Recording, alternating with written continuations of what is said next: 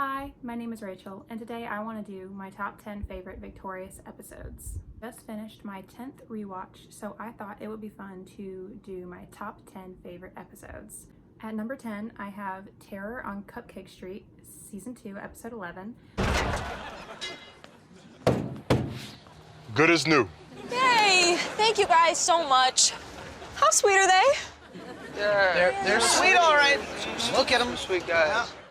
Hey, I wonder where Sikowitz is. I don't know. Think we still got time to make it to the parade? I don't know, Andre. I have no way to tell time now. I like this episode. I think it's kind of fun. I don't really have much to say about it. I just think it's a cute little episode. I like their pajamas. They're cute. There's not really much to say. I just think it's a fun episode. At number 9, I have Survival of the Hottest, Season 1, Episode 8.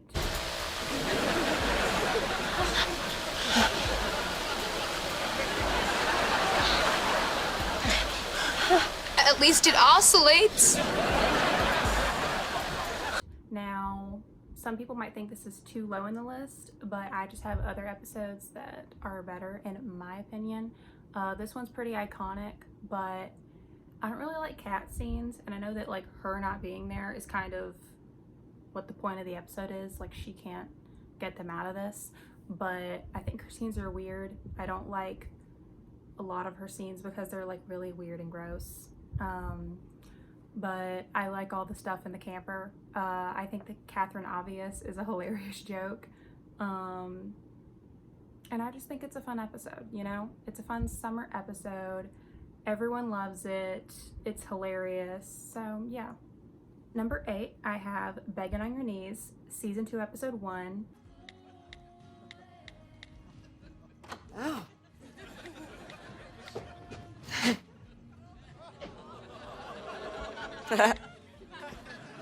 Help you find something? Wow, you guys do pee fast. Were you reading my text messages? No. Dude! So this episode is the first episode back from Season 1. And Season 1 and Season 2 to me are very different. Season 1 is very different from the rest of the show. Like, the characters look different, especially the girls, and their personalities are very different. So this first episode back, we see what Kat is turning into, which I don't love, but I kind of like her look better, but I don't like how her personality becomes in the later seasons. But I love Jade's look change. To me, she looks very different, and I've never been able to pinpoint what that is.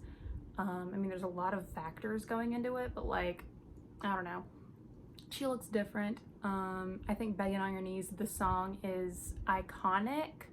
It just, like, people were talking about it on Twitter the other day, and it made me very happy because that song is really good. At number 7, I have Season 1, Episode 13, Freak the Freak Out. Hi. Miss? What? He has a girlfriend. I don't see her. Turn around. Now you see her. I don't see much. Now this one is a two-parter, but I mean, it's the same thing, so I'm just gonna include it together. This is one of the most iconic episodes of the show. It gave us Give It Up and Freak the Freak Out, both very iconic performances. I also think that Sikowitz's Flashdance reference at the end was pretty funny, and Tori's mic grab in Freak the Freak Out was very iconic. At number 6, I have Tori Fixes Beck and Jade, Season 4, Episode 6. I think I've learned something about myself. That you're ungrateful to your friend who tried to fix you up with a cute girl? No, I just think I like dating a girl who, you know, fights back. I mean, a girl who's got strong opinions, you know, and a big mouth. Why? Because it's not easy. Easy's boring.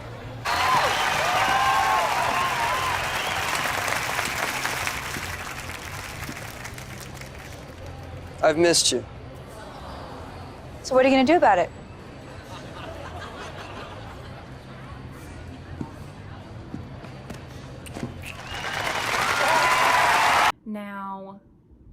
I honestly don't actually like the episode. I only care about the fact that Beck and Jade get back together and Jade's performance, because You Don't Know Me is my favorite song from Victorious and I love that performance.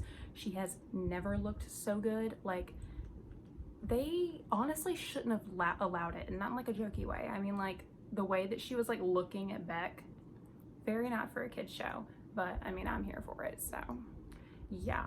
But the song is fantastic. I love them getting back together. I know they're toxic, but they're hot together, so it'll be fine.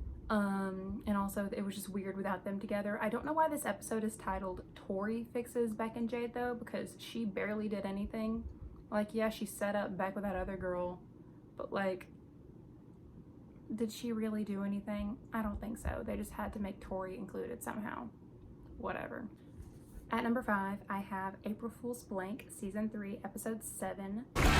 Get ready to match the stars! All right, we're here with our next contestant, Tori Vega! Where you from, Tori? I live in the Hollywood Hills. Wonderful, and are you ready to go for the big money match? Well, okay. Good! Now, I think this episode is extremely underrated. All of the references in the episode, I love how off the wall it is. I mean, that's the point of the episode. It's an April Fool's episode. But I just think that it is such a good episode. I mean, it has a Wizard of Oz reference, which is my favorite movie. So I love that scene. But also the match play scene. They all look fantastic, but especially Tori. Like, that makeup, they should have did that makeup for her regularly on the show, because she looked amazing, and the purple, really her color, like, she looked fantastic, and they all looked amazing in that scene. And also Shut Up and Dance at the end, which is such a fun song. The one thing I don't like about it is that in the episode they have everybody singing in it, and I love that. They have even Trina singing, and she sounds good. Like, they have everyone, you can hear everyone's voices distinctly in that song. But on the soundtrack version on Spotify, it is just Tori, and that makes me mad. Also, there's an SNL reference at the end with the credits, which I did not understand until a few rewatches ago, until I was really getting into SNL. And even when I was into SNL, I didn't understand the reference for some reason until like one day it clicked when I was watching it, and I was like, wait a minute. That's why they had Lady Gaga. They were like, here's the musical guest Lady Gaga, and I was like, Lady Gaga wasn't in the episode. At number 4, I have A Christmas Story, Season 2, Episode 12. Jade. Correct. What are you here for? You. Wait! Do you have your new scissors with you? No.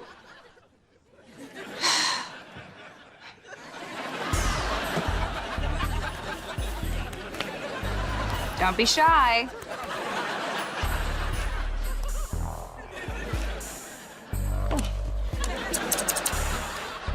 Those are my old scissors. Iconic episode. Everything about it is iconic. I think it's a perfect episode. I think Robbie's gift to Kat is adorable. Also, I would love to have a cotton candy machine with a man to do all the work for me. Kat's gift to Jade, the scissors from Jade's favorite movie, The Scissoring. The writers for Victorious definitely knew what they were doing with that one. And obviously the song at the end. I do think their outfits were inappropriate for a kid's show, but I also think they looked fantastic, so I don't know. But also the song is amazing, and we get all 3 of the girls singing together, which is perfect, I think. They all sound fantastic, and on the soundtrack, it has all their voices. I think that episode is amazing, and it's just the perfect Christmas vibe. I feel like some kid shows won't do Christmas episodes. I mean, some shows don't have Christmas episodes. I mean, One Tree Hill is my favorite show. Never had a Christmas episode out of 187 episodes. What? But at least Victorious had one, and it was amazing. They should have had a Halloween episode, though. And at number 3, I have Jade Gets Crushed, Season 2, Episode 10. Make a fist. Okay. What are you doing? Talk less and open your hand. Fist. You sure there's a point to this? Yep, and here it comes. Open. Ooh, it's all tingly. See? This episode is the most relatable episode for me. I understand Andre on a deeply personal level. The scene with them together, I wish we got more scenes like that with Jade acting like that with the rest of the group. I know it's unlikely because she doesn't like Robbie really, or Tori, and even with Kat, who she seems to like, she's still aggressive with her.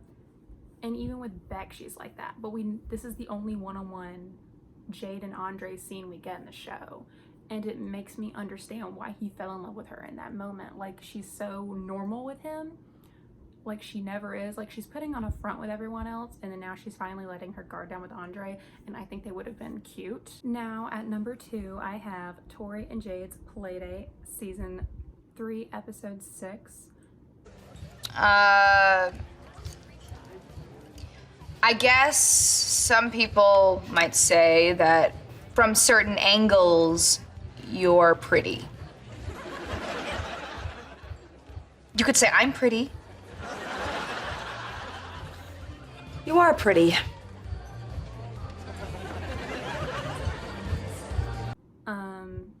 This episode is absolutely iconic. I mean, this is Jory at their best. I mean, they're going on a date, for God's sakes. Like, this is everything to me. Also, Take a Hint, to me, second best song on the show. A lot of people probably will think it's the best, and I agree.